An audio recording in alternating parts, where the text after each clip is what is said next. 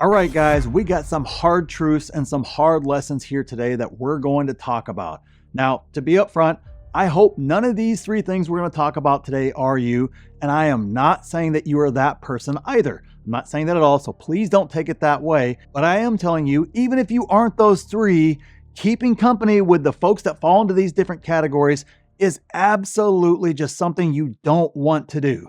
There is big danger in keeping company with anyone who does any of these three things that we're going to discuss.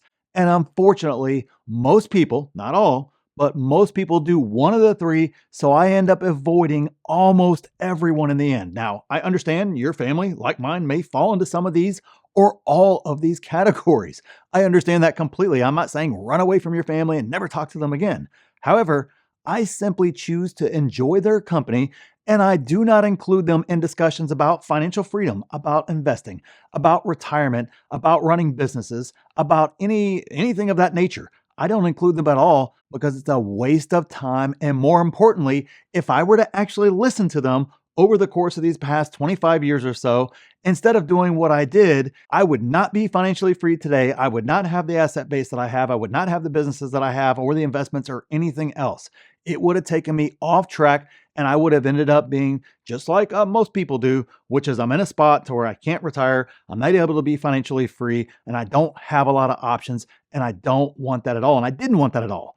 Basically, what I saw was when I listened, I went nowhere. When I kind of started basically breaking away and quit discussing it and quit listening and quit even bringing it up, my wealth exploded when I eliminated those conversations with family and friends and everybody else. And I just started avoiding more and more folks that kind of fell into these three basic categories here. Of course, there's more to it than this, but this is kind of the three buckets that I would place this in. So the first bucket, people who ask, what if this, instead of how to do it. Now, let me pose a question to you here right up front. Do you want to retire in 1 to 3 years from now? And if the answer is yes, and I think for most of us, if you aren't retired yet, that is going to be the answer, then you need to be asking how to do that instead of when being presented with an opportunity saying, well, what if this happens? What if that happens? Well, that won't work for me because of XYZ. That's what the blacklist is all about. And we actually tested the system over the past couple of years as I was kind of developing it along with a lot of other things. And the people who said, how can I solve all the different problems that come up and different roadblocks that we all see whenever you're trying to do something that's hard, that's different than everybody else? The folks that said, how can I solve this? Actually solved it and are retired today and living a better life than they actually dreamed in some cases. But the point being, they got there. The folks that just ask, what if this, and constantly gave reasons why it wouldn't work for them, well, guess what? Those folks that kind of went into the testing phase there are still in the same spot they were in 2 years ago. That's what we found out whenever we started really digging into this and kind of creating this program. So if you're kind of the how can I do this? How do I figure this out type of person and you want to retire that quick, the information in the pinned comment down there where the founder spots are still available for the blacklist, where you get free lifetime access and everything else. We're not going to get into it right here. But have you ever noticed kind of no matter what the subject matter is, anything you want to put out there, something you need to accomplish, a goal, whatever the case is, have you ever noticed a lot of people will give you 25 reasons why something won't work and they won't even discuss how to actually make it work. They just tell you why it won't work. I mean, I notice that all the time. I bring up anything, whether it's, losing weight or having financial freedom or investing in the stock market or anything else of that nature. All I hear is objections, not, well, I see that. What about this? How do I get past that?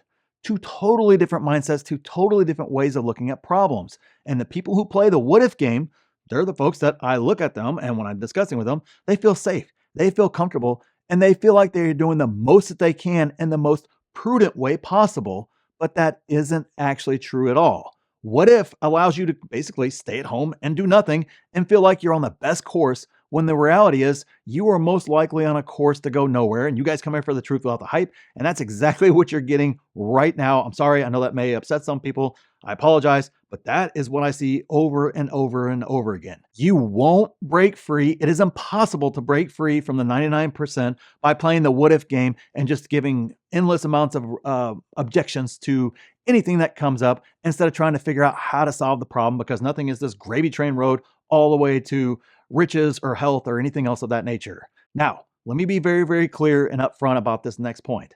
I'm not advocating recklessness or not doing proper risk mitigation, which I agree with 100%. And I'm not advocating not doing due diligence. But Sadly, most people never even get to that point in the first place. They would if everything to death before ever even starting proper due diligence on anything. They hadn't even done due diligence yet, but yet they'll give you 100 different reasons why it won't work. So they end up doing nothing, but they feel safe and secure in the end. So if you seek out solutions, you seek out risk mitigation measures and you actually implement them, and you do your due diligence, it is very easy to see disasters and problems and navigate right around them and get rid of all those objections. Identifying a potential problem and seeking how to instead of what ifing the thing to death makes the difference between those that are highly successful and those that just do okay or stagnate. And I'm sorry, that's the truth. If an opportunity is presented to you, and instead of immediately going into figuring out how to do it and asking more questions and getting curious, and you instead list all the ways it won't work, you are the type person that I avoid, unfortunately. Now, in the end, something being presented may not be right for you. I agree with that completely. But people who immediately judge that something won't work for them without doing a lick of due diligence, not giving it more than a second's worth of a thought, and doing absolutely no exploration beyond their gut reaction opinion are the ones who typically have missed decades worth of opportunities and call everyone else lucky who took advantage of all those opportunities over the decades. And if you're 40 or years or older like I am, you lived and you were an adult and in your career during the longest and greatest bull run ever. You also had years to buy real estate for pennies on the dollar after the financial crisis.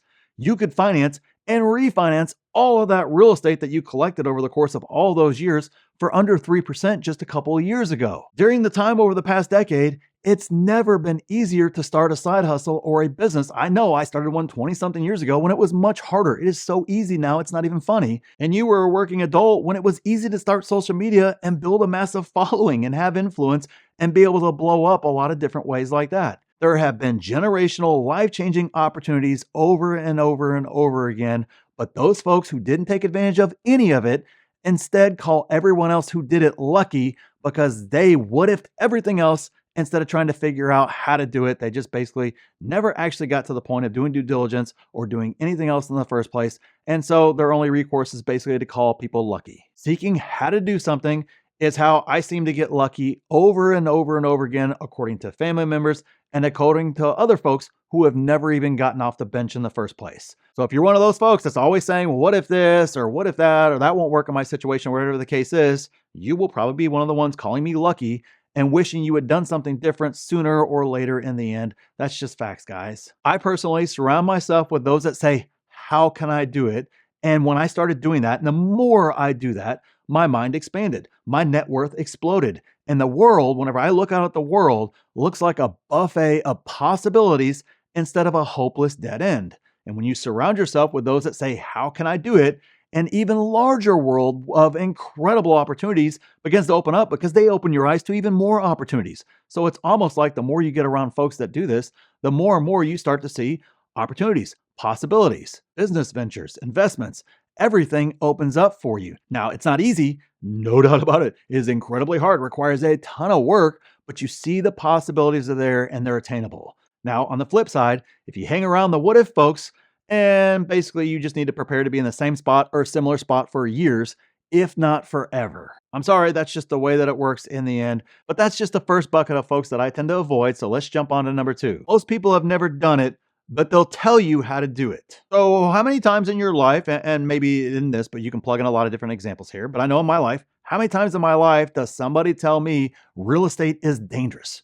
But when I probe that person, they've never owned a single rental property. I mean, how many times does somebody say it's scary to go overseas, but they've never actually been there or experienced anything bad overseas if they have been there? Or I've heard of this all the time too. It's a bad idea to start a business because they mostly fail.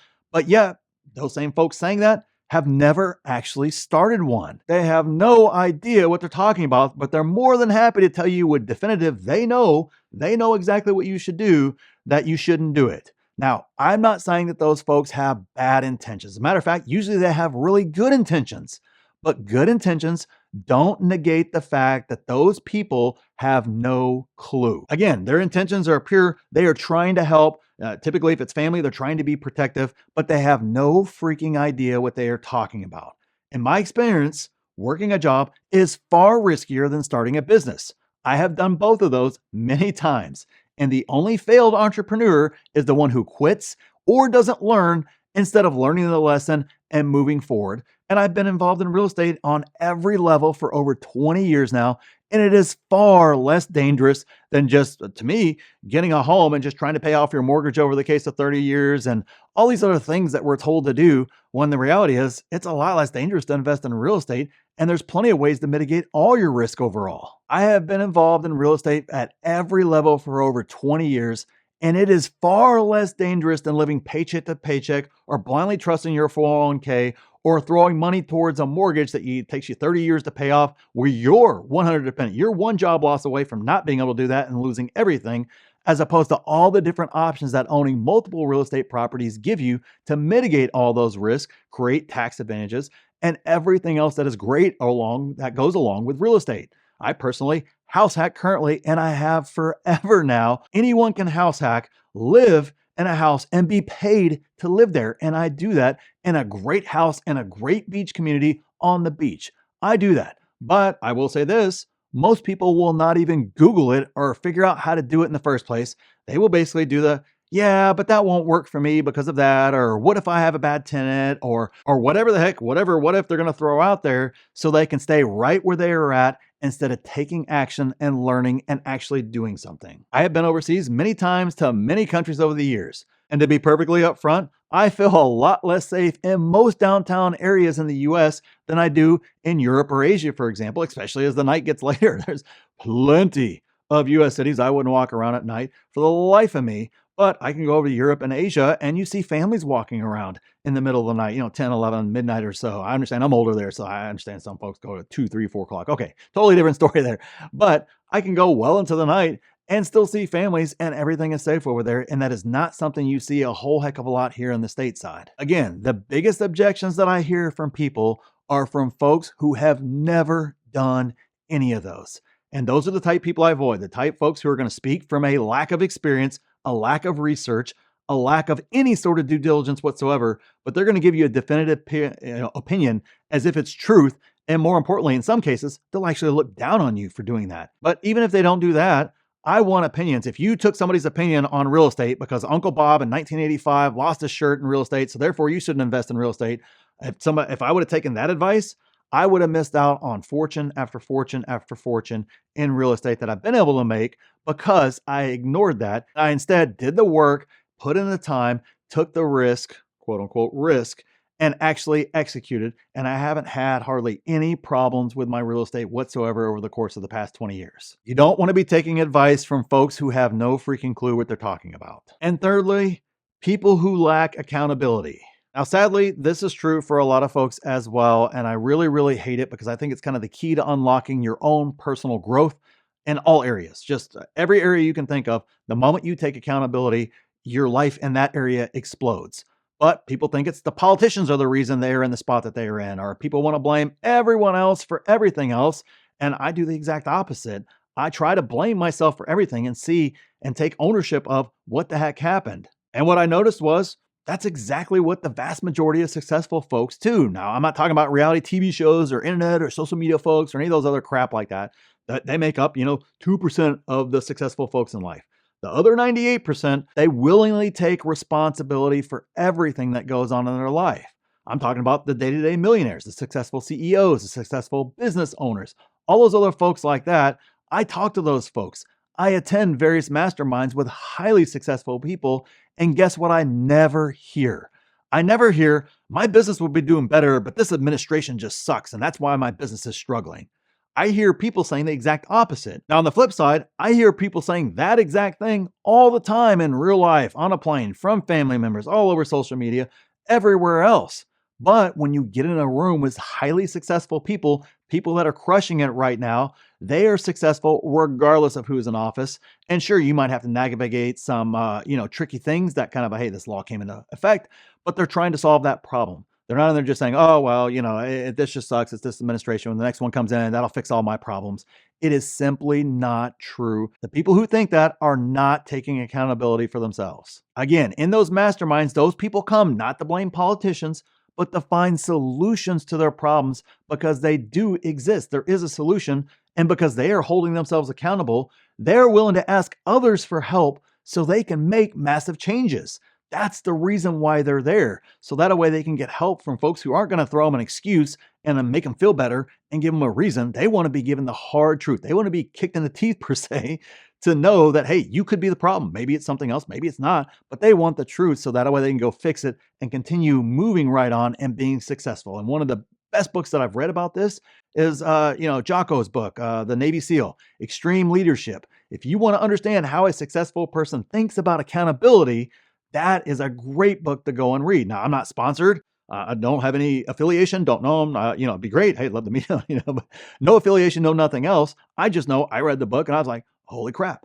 I wasn't holding myself accountable enough after reading that book. And it opened my eyes to lots of different things where I could hold myself more accountable, which again just helped me grow my businesses, grow my net worth, and grow as a person. It provides incredible insight into how even things that are not in your control, you can still take ownership of some part of it and wrestle back some of that control. Because, the reality is you still control how you react to how something happens, regardless of whether you had any control over whether it happened or not. You made a decision somewhere along the line to get yourself to where you're at currently, and you got to own that. When you're around people who lack accountability, which we have all done, or we all end up around sooner or later, you cannot help but let the excuses and the reasons for their lack of success permeate into your subconscious and kind of start to creep into your thinking a little bit. It's just going to happen. And as an example here, have you ever noticed that fit people tend to hang around together and unhealthy people tend to hang around each other as well? That's because you won't be fit for very long hanging around people who eat and drink trash and don't work out. And how many of those folks who aren't in shape blame everything except their lack of activity and poor diet for their weight gain? I hear that all the time as well. Now, I'm not talking about if you get injured or, a lady who just had a baby or something like that. That's what people like thought as excuses. Like, hey, great, but what is your excuse? You're not, you didn't just have a baby. You didn't just come out of a coma or something like that. What's going on there? I'm talking about day-to-day people who just can't lose weight. I get asked a lot about all kinds of different fitness things, obviously in my group sometimes, a lot of other places, just whenever I'm out and about, people that I know will ask, hey, hi, you look great for your age and all that other good stuff, which debatable. I think I could look better, but I try my best. I do work hard at it. And so I'll talk to those folks and I ask, how many times have they worked out that week? And they basically list the normal excuses as to why they didn't work out as many times as they should. And same exact thing with your diet. You ask about it, but it's generally not the best overall. I agree completely. Our food sources suck here in the US. It really does.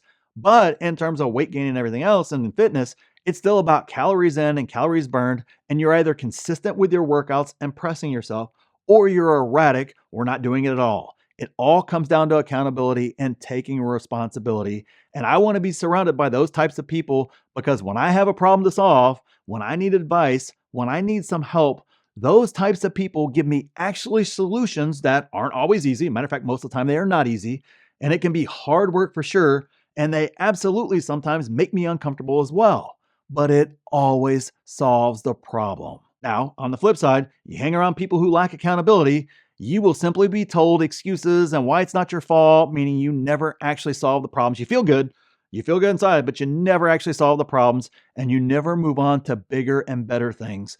And in the end, I want all of you guys, every single one of you guys watching, to succeed and move on to bigger and better things. And avoiding these types of people has led me to more success and proven to be the right choice. And I absolutely believe it will lead you to success as well and will be the right choice for you. And remember, if you want to retire in 1 to 3 years on as little as $300,000 and you have the right mindset there that we just talked about, join the blacklist. It's the pinned comment down there. We still have founder spots open where you get free lifetime access when you join. So check it out. See everything that's involved. If you're ready to take that next step and take action, it's for you. Thanks for watching, and I'll see you in the next video.